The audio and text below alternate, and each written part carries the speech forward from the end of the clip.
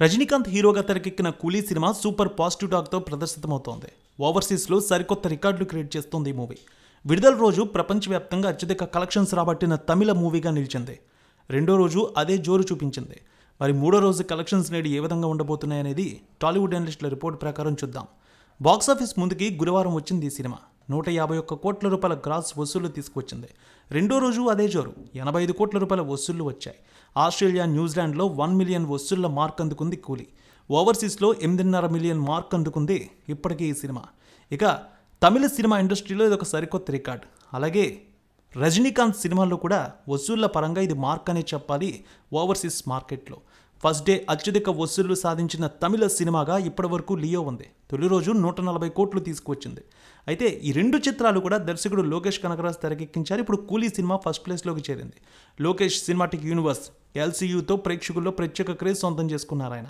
రజనీకాంత్తో కూలీని ప్రకటించిన క్షణం నుంచి ఆసక్తి నెలకొంది అందరికీ. నాన్ ఎల్సీయూ మూవీగా ఈ సినిమా రూపొందింది. నాగార్జున, ఉపేంద్ర, అమీర్ ఖాన్ కీలక పాత్రలు చేశారు. వీరందరూ ఉండడంతో అంచనాలు కూడా పెరిగిపోయాయి. ఆ ప్రభావం అడ్వాన్స్ బుకింగ్పై కనిపించింది. ఓవర్సీస్లో ప్రీ బుకింగ్స్లో అత్యధిక కలెక్షన్స్ రాబట్టిన తమిళ మూవీగా రికార్డు నెలకొల్పింది.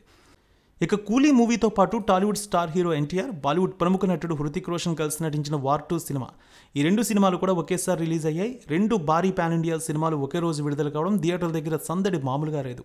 మొత్తం ఈ వీకెండ్ కూడా ఈ రెండు సినిమాలు ముందుకు సాగుతున్నాయి. రెండు వేర్వేరు ఇండస్ట్రీలకు చెందిన సినిమాలైనా భారీ అంచనాలతో రిలీజ్ అయ్యాయి.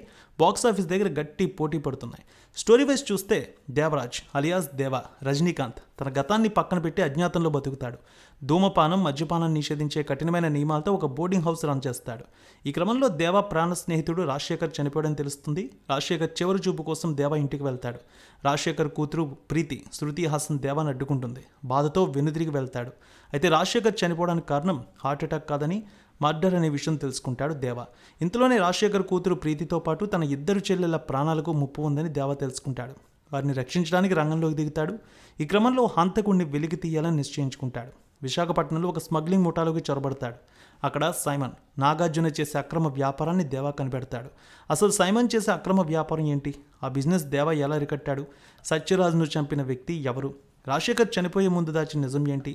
సైమన్ కుమారుడు అర్జున్, కన్నా రవి తన తండ్రి నేర సామ్రాజ్యాన్ని తిరస్కరించి కస్టమ్స్ అధికారి ఎందుకు అవుతాడు? ఇందులో అమీర్, ఉపేంద్ర, సౌబిన్ షాహీర్ పాత్రలేమిటనే తెలియాలంటే వెండి తెరపై ఈ సినిమా చూడాల్సిందే.